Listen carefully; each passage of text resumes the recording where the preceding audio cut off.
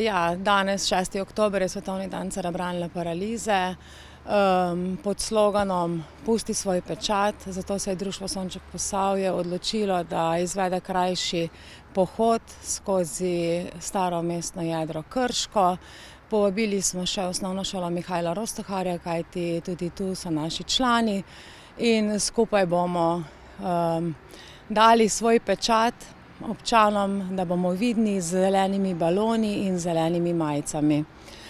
Prizadevamo se za boljšo kakovost življenja oseb s cerebralno paralizo, da smo prepoznavni, da se odpravljajo te neenakosti.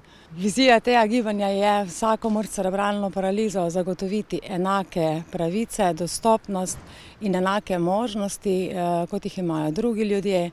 Svetovni dan je priložnost, da opozorimo na nujnost odpravljanja razlik.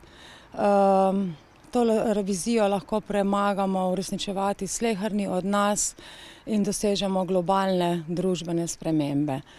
Zavzemamo pa se za kakovostne programe in storitve, vključujočo družbo, kvalitetno in polno življenje oseb po njihovih, v bistvu po meri posameznika, dostopnost do vseh objektov, storitev in pa družbeno participacijo oseb, nič o nas brez nas.